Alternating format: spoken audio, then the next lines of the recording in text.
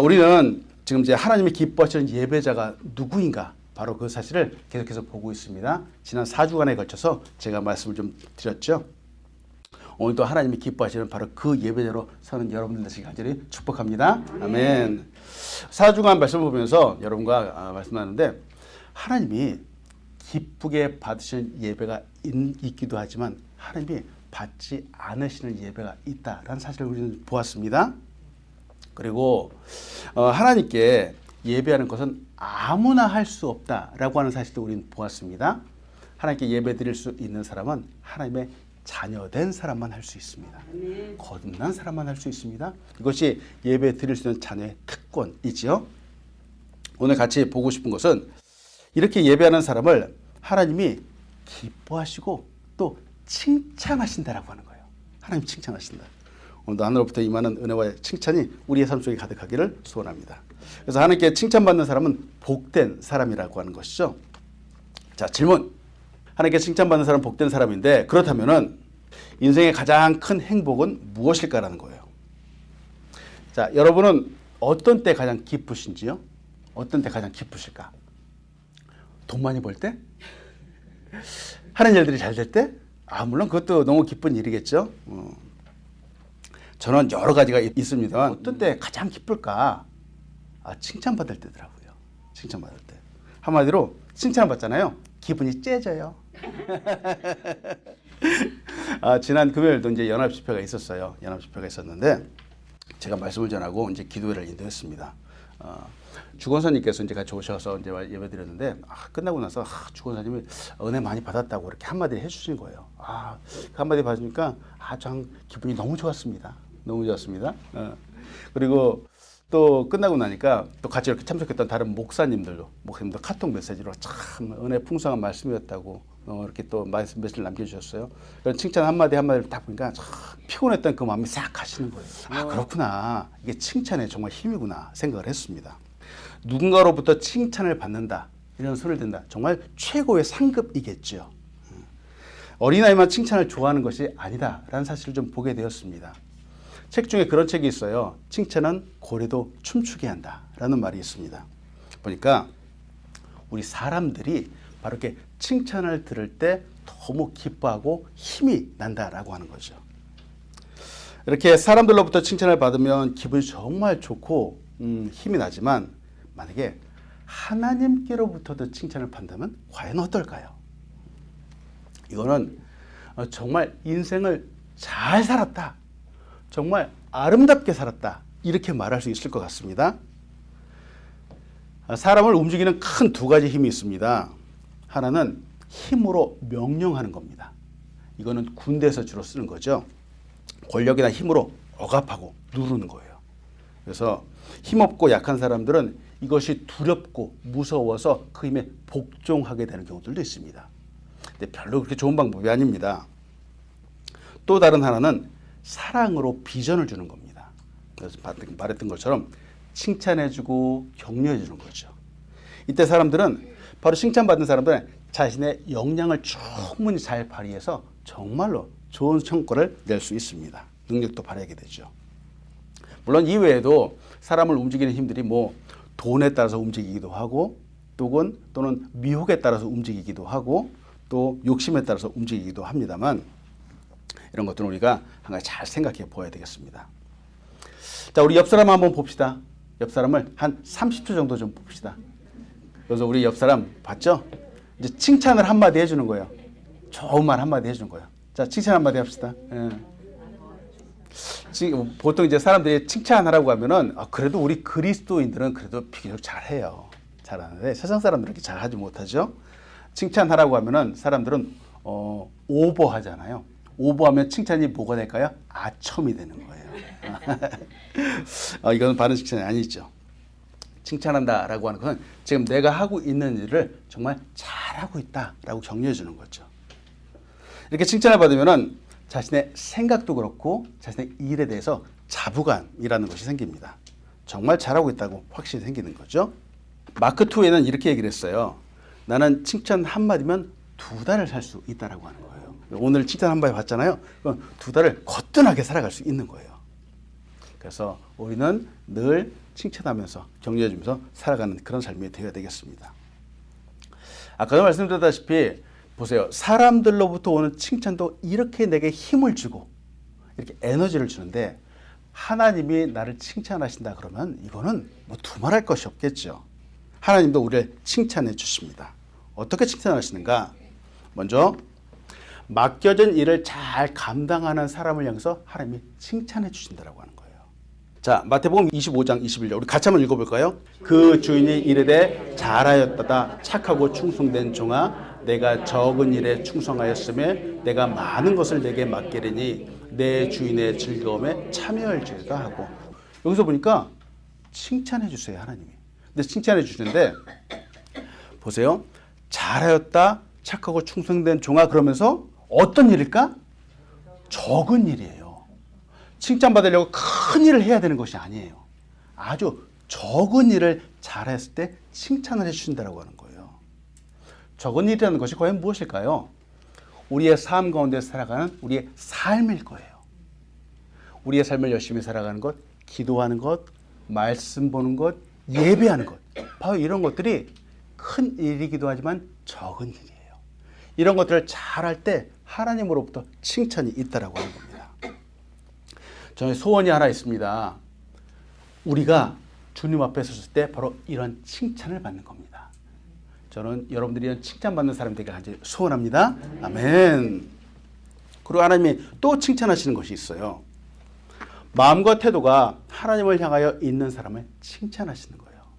누가복음 10장 41절로 42절은 마리아의 얘기가 나옵니다. 주께서 대답하여 이르시되 마르다야 마르다야 내가 많은 일로 염려하고 근심하나 몇 가지만 하든지 혹은 한 가지만이라도 족하니라 마리아는 이 좋은 편을 택하였으니 빼앗기지 아니하리라 하시니라. 지금 예수님께서 마리아의 마음 그리고 마리아의 태도 바로 이거를 좋아하신다는 거예요. 칭찬하신다는 거예요. 기뻐하셨어요. 예배의 자리를 사모하는 것 그래서 예배의 자리로 나아가는 것 하나님 앞으로 나아가는 것 이걸 하나님이 너무 기뻐하신다고 하는 거죠. 이런 태도가. 그리고 오늘 함께 나누고 싶은 것이 바로 하나님께서 욥에게서 칭찬을 해주셨다고 하는 겁니다. 하나님이 칭찬하시는 사람은 하나님의 자신감입니다. 도대체 이게 무슨 뜻일까? 하나님이 칭찬하시잖아요. 즉 하나님이 자신 있다라고 하는 거예요. 자신 있다. 즉 여러분 예배의 자리로 나오는 사람을 하나님이 그 사람을 자신 있어 하신다라고 하는 겁니다. 하나님께서 주목하시고 칭찬하신 사람이 있습니다. 그 사람은 일단 성품이 온화한 사람이에요. 그리고 온전한 사람, 정직한 사람입니다. 악에서 떠난 사람입니다. 근데 하나님께서 바로 그 사람을 자랑스러워 하신다라고 하는 겁니다. 마치 하나님의 자존심같이 생각하신다는 거예요.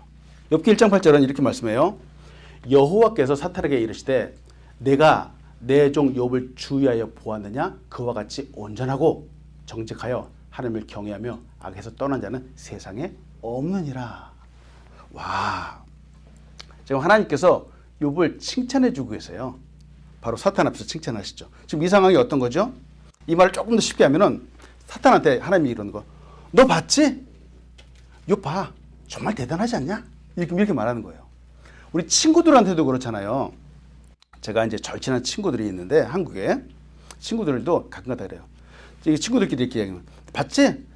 내 이 친구는 정말 팥으로 메주를 쓴다고 해도 난 믿을 수 있어. 이렇게 말하는 거예요. 그 친구랑 이제 신뢰감도 있고 믿을 수 있고 확실해 틀림없어라고 하는 거죠. 하나님이 욥을 향해서 이런 확신을 갖고 계셨다라고 하는 거예요. 정말 대단하지 않습니까? 하나님이 이렇게 말씀하실 정도라면 말이죠. 이렇게 칭찬할 경우 정말 그 사람을 신뢰할 수 있다라고 하는 겁니다. 믿을 수 있다라고 하는 거죠. 그 사람은 마치 자신감과 같다는 거예요. 자신 있다라고 하는 거죠. 하나님이 욥을 칭찬하십니다. 근데 보세요. 욥이 무엇인가를 잘해서 큰 업적을 이뤘기 때문에 칭찬하는 것이 아닙니다. 욥의 성품과 관련된 칭찬입니다. 그의 신앙과 관련된 부분입니다. 하나님께서 특별히 이 부분을 강조하시는 이유가 있습니다. 지금 이게 욥기 1장 8절이에요. 욥기 1장 1절이에요. 우스당의 욥이라 불리는 사람이 있었는데 그 사람은 온전하고 정직하여 하나님을 경외하며 악에서 떠난 자더라. 이 말씀인데 이 1절에서도 지금 욥이 좋은 사람이라고 표현을 하고 있잖아요. 칭찬하고 있잖아요. 근데 이 칭찬은 하나님이 하신 칭찬이 아닙니다. 이 칭찬은 사람들이 하는 칭찬입니다. 사람들이 욥을 볼 때도 온전하다는 거예요. 정직해서 하나님을 경외하며 악에서 떠난 사람이라는 겁니다. 대단하지 않습니까? 사람들 역시 이 욥을 칭찬하는데 그의 성공이나 업적을 말하는 것이 아니라 욥의 성품을 이야기하고 있습니다. 그의 신앙을 이야기하고 있죠. 욥의 성품은 온전했습니다. 순전했습니다. 흠이 없었고 정직했죠. 악에서 떠난 사람입니다. 여기서 보고 싶은 것은 욥의 이런 칭찬들이 이 두 평가, 하나님도 욥을 칭찬하시고 사람도 욥을 칭찬했다라고 하는 거예요. 근데 이 내용이 그 평가 똑같다라고 하는 겁니다. 똑같다라고 하는 거예요. 다시 말하면 사람들이 욥을 향해서 하는 말과 하나님께서 욥을 향해서 하는 말이 똑같았다라고 하는 겁니다. 이걸 조금 더 전문적인 용어로 보면 이렇게 볼 수 있어요. 겉과 속이 같은 사람이에요. 겉과 속이 같은 사람이라는 거예요. 이걸 우리한테 적용해 봅시다. 교회 밖에서의 모습이나 교회 안에서의 모습이 똑같은 사람이에요. 이 본을 보면서 정말 생각해 보는 거죠.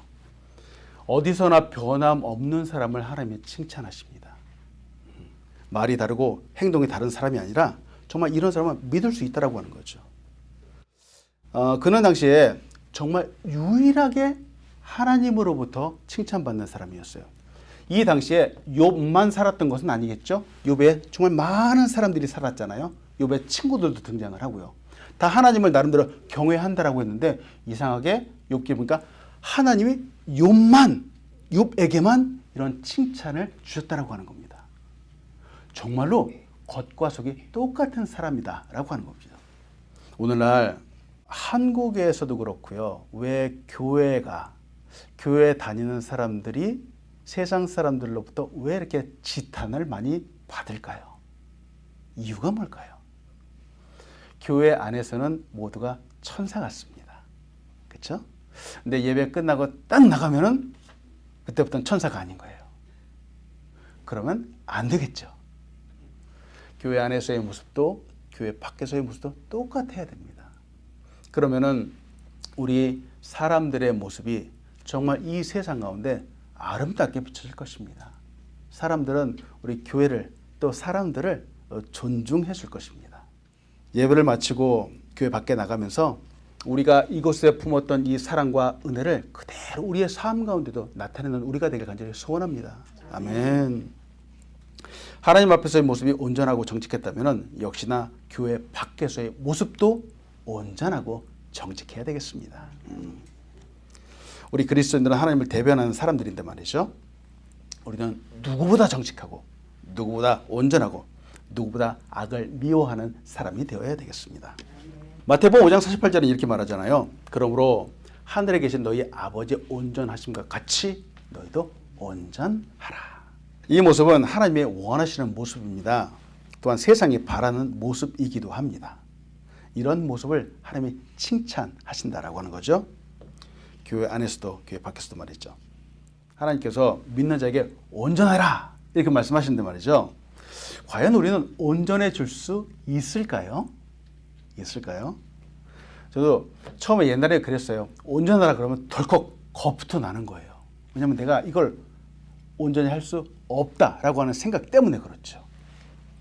근데 찰스 피니는 이렇게 얘기를 합니다. 우리는 얼마나 온전해져야 하는가? 우리가 율법 아래에 있을 때보다도 복음 아래에 있을 때 덜 거룩해도 된다는 법칙이 성경 어디에 있는가? 옛날에 구약시대는 율법의 시대였었어요. 그러면 하나님 말씀을 딱 비춰가지고 여기를 기준 삼아서 이 말씀에 도달하기 위해서 사람들이 열심히 노력을 했어요. 근데 신학으로 딱 넣으면서 이때는 은혜 시대라 그래요, 지금은. 그러니까 은혜라고 하니까 사람들이 오해를 했어요.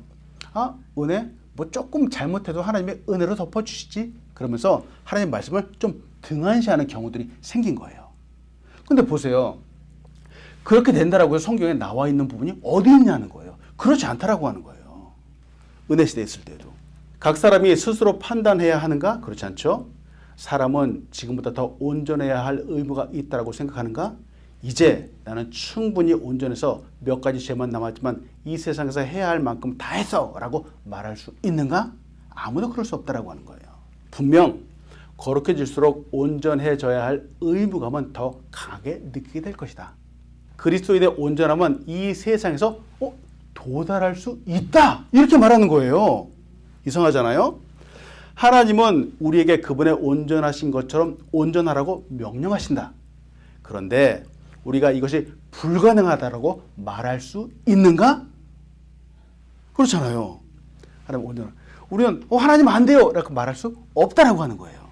하나님이 어떤 것을 명령하실 때 당연히 그 명령대로 행하는 것이 가능하지 않겠는가? 자, 이제 큰일 났습니다. 이거 어떻게 해야 되죠, 이제? 온전하다라는 것이 애초부터 불가능했다라면 하나님의 말씀을 그렇게 말씀하시지 않았을 겁니다. 하나님은 우리가 충분히 온전해질 수 있기 때문에 그렇게 말씀하신 거죠. 이렇게 욥과 같은 이 사람을 성경에 소개하지도 않았을 겁니다. 자, 우리 욥을 잠깐 생각해 보죠. 욥이 1절에서도 그렇고 8절에서도 그렇고 사람들도 온전한 사람이다. 하나님도 온전한 사람이다 라고 했는데 우리는 아까도 말했잖아요. 온전하다 그러면 덜컥 겁부터 낸다라고 하는 거예요. 그래서 사람들이 나름대로 정말 생각을 많이 했어요. 그래서 온전하게 살기 위해서 어떤 사람은 수도사가 되기로 결정한 거예요. 산에 가서 혼자 사는 거예요. 나는 이 유혹 다 필요 없다. 산에서 정말 하나님과 대면해서 하나님과만 살아야 되겠다. 이렇게 사는 사람들이 있어요. 이것도 좋은 삶이기도 하지만 하나님이 정말 그것을 원하셨을까라는 거예요. 생각해보지 않을 수 없죠. 근데 오늘 성경에서 소개하고 있는 이 인물 욥이 산속에서 혼자 살지 않았다라고 하는 겁니다. 이 욥은 사람들과 같이 살았어요. 사람들과 같이 사는 이 일상의 삶 가운데 사람들로부터도 칭찬을 받았어요. 세상을 이 유혹이 많은 세상 난 등지고 하나님만 바라볼 거야. 그렇게 살지 않았다라고 하는 겁니다. 성경에 말하는 온전함은 우리 예배자들이 능히 충분히 갖출 수 있는 우리의 모습입니다. 그것도 우리 일상의 삶 가운데 나타나는 예배자의 모습이라고 하는 거죠. 온전함은 업적이나 성공에 있지 않습니다. 그 마음의 중심에 있습니다. 하나님이 바로 찾으시죠. 자, 그러면 온전함을 가지기 위해서 우리가 중간에 거쳐야 되는 과정이 있습니다. 하나님이 칭찬하시는 예배자에게도 고난이 찾아올 수 있습니다. 자, 우리는 바로 이 부분을 생각해 보아야 돼요. 예배하잖아요. 정말 하나님을 찾고 예배하는 것 너무나도 아름다운 삶인데 이 예배를 가장 싫어하는 존재가 있죠. 바로 사탄입니다. 사탄은 어떻게 해서든지 하나님 앞에 예배하는 것을 방해하는 겁니다. 신앙생활을 잘한다라는 것이 과연 무엇일까요? 신앙생활을 잘한다. 물론 이 말 속에는 정말 많은 의미들이 포함되어 있을 거예요. 신앙생활을 잘한다라는 것은 나에게 오는 시험을 잘 극복한다라고 하는 겁니다. 즉 사탄의 방해를 잘 물리친다라고 하는 것이죠. 신앙생활 자체는 말이죠. 예배자의 삶이라는 것은 말이죠. 사실은 시험과의 대결입니다. 시험과의 대결이에요. 시험은 구원받는 자녀에게만 오는 독특한 사건입니다. 고난이나 어려움 누구나 좋아하지 않겠죠. 근데 그래서 사람들이 거부합니다만 언제부터인가 사람들이 잘못된 인식을 하고 있어요. 고난이 오고 어려움이 오잖아요. 그러면 저 사람은 얼마나 죄를 지었기 때문에 저렇게 어려움을 당해? 이런 생각이 있어요. 근데 절대로 그렇지 않다라고 하는 거예요. 욥 보세요. 욥은 온전한 사람인데 이런 고난이 왔습니다. 시련이 왔습니다. 그럴 수 있다라고 하는 거죠. 그래서 정직하게 살려고 하는 사람에게 하나님의 사람에게도 이런 고난이 오고 시험이 올 수 있다는 사실을 우리는 인식해야 되겠습니다. 욥에게 고난이 왔습니다. 시련이 왔습니다. 그게 육체적인 시험과 더불어서 내면적인 시험, 두 가지 시험이 동시에 다 왔습니다. 네, 욥에게 온 이 시험은 욥의 죄악 때문이 아니다라는 것을 우리는 너무나도 잘 알고 있죠. 사탄 때문에 오기도 했고요. 사탄 시기하고 질투해서 주는 애매한 고난이었습니다. 욥기 1장 9절부터 11절까지 제가 다시 한번 볼게요. 사탄이 여호와께 대답하여 이르되 욥이 어찌 까닭 없이 하나님을 경외하리이까? 주께서 그와 그의 집과 그의 모든 소유물을 울타리로 두르심 때문이 아니니까 주께서 그의 손으로 하는 바를 복되게 하사 그의 소유물이 땅에 넘치게 하셨음이니이다. 이제 주의 손을 펴서 그의 모든 소유물을 치소서. 그리하시면 틀림없이 주를 향하여 욕하지 않겠습니까? 사탄이 지금 하나님께 이의 제기를 하는 거예요. 욥이 지금 순수한 사람이라고, 정직한 사람이라고 이렇게 불리는데 까닭이 있습니다. 하나님이 너무 풍성하게 주셔서 그런 거 아닙니까? 이렇게 이의 제기를 하는 거죠. 까닭이 있다는 거죠. 때문에 그가 가진 소유물들, 자녀들, 그가 소유한 종들, 소유하고 있는 가축들을 다 쳐서 한번 빼앗아 보자라고 하는 겁니다. 빼앗아 보자라고. 그러면 고난이 오면은 분명히 하나님께서 유혹할 거라는 겁니다. 자, 여기서 여러분과 나누고 싶은 것을 맨 밑에 한번 보세요. 주를 향하여 욕하지 않겠습니까? 지금 사탄이 무너뜨리고 싶은 것이 무엇이죠? 그가 그냥 고난 속에 있지 않겠습니까가 아니라 그렇게 하면은 주를 향하여 욕하지 않겠습니까? 그의 믿음을 무너뜨리고 싶은 거예요. 그의 예배를 무너뜨리고 싶은 거예요. 지금 사탄이 바로 이거를 포인트로 하고 있는 거예요. 칭찬받았잖아요. 하나님의 자존심과 같은 이 욥, 하나님의 자존심을 무너뜨리고 싶은 것이 바로 사탄의 전략이라는 겁니다. 하나님이 허락하셨죠. 근데 참 이렇게 안 갔으면 좋겠는데, 근데 보세요. 여호와께서 사탄에게 이르시되 내가 그의 소유물을 다 너의 손에 맡기노라. 다만 그의 몸에는 내 손을 대지 말라 하니 사탄이 곧 여호와 앞에서 물러가니라. 사탄이 공격하는 사람이 있습니다. 하나님을 경외하고 예배하는 사람입니다. 미안합니다. 우리가 정말 잘 예배하잖아요. 그러면 어쩌면 우리한테 시험이 올 수 있어요. 우리는 생각해야 돼요. 그러면은 이 시험이 무서워서 우리가 예배자가 되지 말아야 될까? 그렇진 않겠죠. 하나님을 칭찬하시고 하나님을 찾으시는 사람이기 때문에 사탄의 공격이 올 수 있습니다. 하나님이 인정해 주는 사람이기 때문에 그렇습니다. 사탄은 그런 사람에게 고난을 줍니다. 시험을 줍니다. 왜? 예배하지 못하게 하기 위해서 그렇습니다. 여러분, 우리의 신앙생활 가운데도 이런 어려움이 올 수 있다라는 것을 우리는 충분히 생각하고 살아가야 되겠습니다. 그러나 이때 타협할 수 없는 거죠. 타협할 수 없는 거죠. 사람들이 조금 쉽게, 조금 이제 힘들잖아요. 조금 힘들고 어려우면 가장 쉽게 포기하는 부분이 어디죠? 예배예요. 이 사실을 잘 모르는 사람들은 바로 예배를 너무도 쉽게 포기하는 거예요. 가끔가다 저도 옛날에 그랬어요. 목사님, 오늘 머리가 너무 아파요. 오늘은 예배 하루 쉴게요. 목사님, 오늘 갑자기 무슨 일이 생겼어요. 저 교회 다음 주에 갈게요. 사람들이 무슨 일만 생기면 그냥 예배 안 드린다 그러고 교회 안 온다 그러고 그냥. 그러면 안 되는 거예요. 그러면 안 되는 거예요. 아멘. 예배를 미루잖아요. 그럼 우리의 믿음이, 신앙이 흔들리기 시작을 하는 거예요.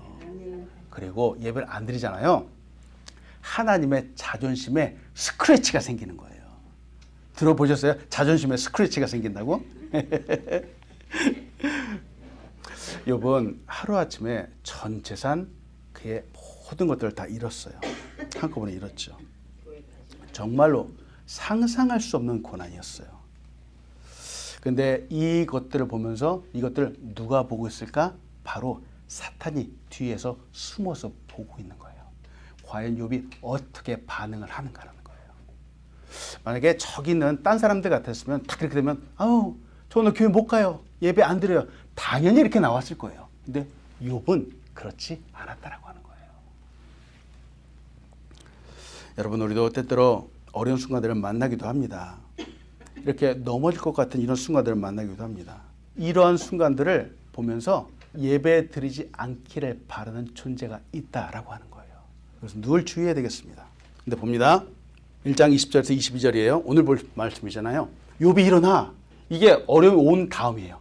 겉옷을 찢고 머리털을 밀고 땅에 엎드려 예배하여 이르되 내가 못해서 알몸으로 나아서온즉 넌 알몸으로 그리로 돌아갈지다. 주시니도 여호와시요 거두시니도 여호와시니 여호와의 이름이 찬송을 받으실지라고 이 모든 일에 욥이 범죄하지 아니하고 하나님을 향하여 원망하지 아니하니라. 아멘. 욥이 지금 하나님께 예배하고 있습니다. 경배하고 있습니다. 이 어려움 중에도 말이죠. 하나님을 원망하지 않았습니다. 오히려 찬송하고 있었습니다. 이 모든 일에 욥이 범죄하지 않았다라고 하는 거죠. 자, 지금 이 순간 무슨 일이 벌어지고 있는 것이죠? 하나님의 자존심이, 자신감이 승리한 겁니다. 사탄아 보아라, 욥을 보아라. 욥은 결코 그런 사람이 아니다. 근데 쳤잖아요. 욥이 예배 자리에 온 거예요. 봤지? 욥은 이런 사람이야. 난 자신 있어. 하나님의 자신감이에요. 이 자신감이 승리한 거예요. 아멘. 사탄의 전략은 실패했습니다. 아니 그런 것 같아 보였죠? 사탄은 한 번으로 물러가지 않습니다. 또 시험한다는 거예요. 욥을 친 후에 사탄이 또 다시 하나님을 찾아오죠. 이때 하나님이 욥을 또 다시 칭찬하시죠. 욥기 2장 3절이에요. 여기서 사탄에게 이르시되 내가 내 종 욥을 주의하여 보았느냐? 그와 같이 온전하고 정직하여 하나님을 경외하며 악에서 떠난 자가 세상에 없느니라. 내가 나를 충동하여 까닭없이 그를 치게 하였으되 그가 여전히 자기의 온전함을 굳게 지켰느니라. 사탄은 다시 하나님을 설득하죠. 그리고 이번에는 욥의 소유가 아닌 욥의 몸을 치라라고 합니다. 이제 주의 손을 펴서 그의 뼈와 살을 치소서 그리하시면 틀림없이 주를 향하여 욕하지 않겠습니까? 여기서도 예배예요. 걸고 넘어가는 것이 바로 믿음이에요. 믿음이에요. 이때 하나님의 자신감이 또 한 번 시험대에 오르게 되는 거예요. 하나님의 자신감이. 그러나 하나님은 당신의 예배자에게 여전히 자신감이 있으신 거죠. 이를 허락하시고 사탄은 이번에는 욥의 몸을 칩니다. 머리끝에서 발끝까지 악성 종기, 악창이 났다 그러잖아요. 자, 근데 욥의 괴로움은 이뿐만이 아니었어요. 사탄의 마지막 비장의 카드가 하나 남아있어요. 과연 무엇일까요? 욥의 아내였어요. 욥의 마음도 지금 몸도 만신창이인데 위로해 줘야 되는데, 위로를 받아야 되는데, 힘내라고 도와줘야 되는데 마치 불 속에 기름을 끼얹는 것처럼 욥의 아내는 욥을 비난하였죠. 욥이 재 가운데 앉아서 질그릇 조각을 가져다가 몸을 긁고 있더니 그의 아내가 그에게 이르되 당신이 그래도 자기의 온전함을 굳게 지키느냐? 하나님을 욕하고 죽으라. 마치 아내가 하는 말이 사탄이 하는 말과 똑같다라고 하는 거예요. 똑같다라고 하는 거죠. 사탄이 욥에게 원하는 것이 있습니다. 하나님을 원망하는 것이죠. 하나님의 능력이 있는 분이라면은 도대체 나에게 왜 이런 시련을 주십니까? 바로 이 한마디를 사탄이 듣고 싶은 거예요. 하나님 살아 계십니까? 하나님 맞으십니까? 바로 이런 소리를 하라는 겁니다. 지금 욥의 아내가 하는 말이 하나님을 욕하라는 거죠. 죽으라는 겁니다. 근데 욥은 우리가 잘 알고 있는 이런 수많은 고난 중에서도 결코 하나님을 원망하지 않았습니다. 하나님을 욕하지 않았습니다. 그는 변함없이 하나님을 예배했다라고 하는 거예요. 오히려 그의 아내의 생각이 틀렸다. 그의 생각을 고쳐주었습니다. 여러분, 이 욥과 같은 이 모습들은 예배하기 정말 힘듭니다. 그런데 욥은 예배의 자리로 나왔습니다. 그의 겉옷을 찢고 머리털을 밀고 땅에 엎드렸습니다. 어떻게 그런 상황 속에서 예배할 수 있었을까? 어떻게 이런 상황 속에서 하나님을 원망하지 않았을까? 한번 생각해 보게 되죠. 오늘 이 말씀은 다음 주에도 계속해서 드릴 거예요.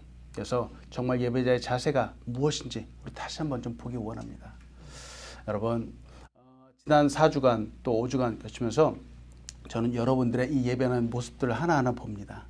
우리 예배 시리즈 이렇게 하면서 우리의 태도 하나하나가 정말로 아름답게 변하고 있다는 사실 여러분 아십니까?